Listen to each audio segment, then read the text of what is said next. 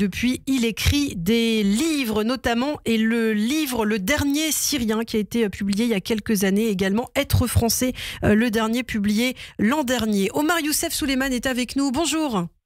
Bonjour. Merci beaucoup d'être avec nous, Omar. On vous avait entendu déjà la semaine dernière et c'était important de vous entendre à nouveau après la chute de Bachar el-Assad. Quel est votre sentiment aujourd'hui, j'imagine un peu tiraillé entre le soulagement et l'inquiétude? Effectivement, on est bouleversé, extrêmement ému. On n'a pas dormi depuis des jours. Ça, c'est la première fois où on arrive à contacter nos proches, nos familles, nos amis, sans avoir peur pour eux.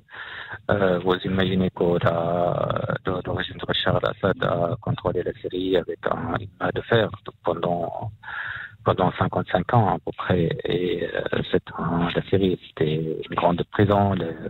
Les prisons syriennes qui s'ouvrent actuellement à leurs portes pour des dizaines de milliers de personnes sont...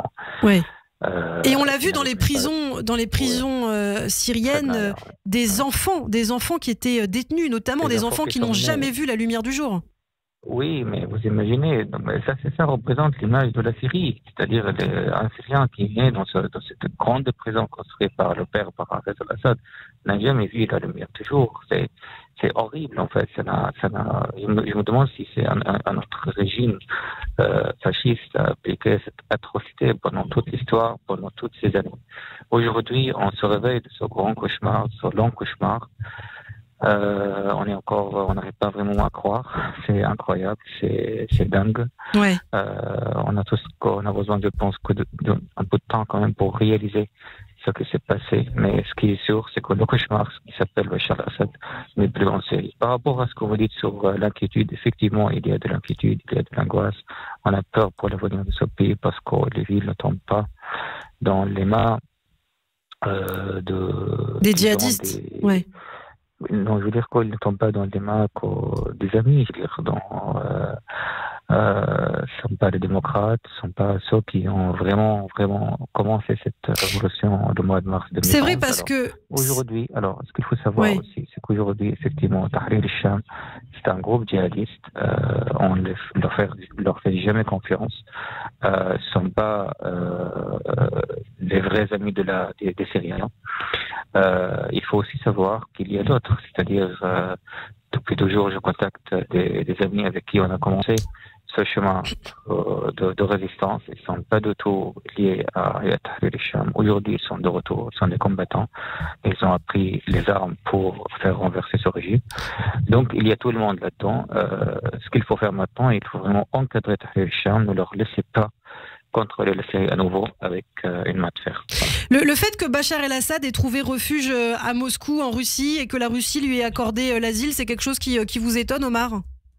Pas du tout. D'ailleurs, on était au courant, ça fait 3 jours, mais le média a publié juste hier. Oui. Et voilà, que la Russie protège Bachar el-Assad. Non, mais en fait, il n'y a que la Russie qui peut le protéger, parce que l'Iran ne lui fait elle ne peut plus, parce que l'Iran est complètement, et merci à Israël de l'avoir détruire ses bras armés, surtout Hezbollah dans la zone. Bachar el-Assad, avant qu'il départ, il a volé des milliards de dollars de la banque. Il a vraiment vidé la banque de Damas avec plusieurs personnes de sa mafia. Ils ont appris le vol il y a 3 jours. Et ils sont partis à Moscou. Et là, ils sont chez Poutine. Rien n'est étonnant. C'était normal. On le savait. Et voilà, c'était déjà prévu quand même pour lui. Et le fait qu'Israël aussi montre sa présence très rapidement, hein, Omar, sur le côté syrien du mont Hermon, comment vous observez cette situation? Que la Russie lui donne qu'Israël soit présent désormais aussi sur une partie syrienne du plateau du Golan. Ça vous rassure? Non, mais c'est pas une question que ça me rassure ou pas, mais c'est une question d'une réalité aujourd'hui. Et on croise les doigts et je pense, j'en suis sûr même, qu'il y aura pas le nouveau système en Syrie va pas suivre le même comportement d'Assad avec Israël. Eh bien, merci Omar, à très bientôt sur Radio J. Merci. Radio J.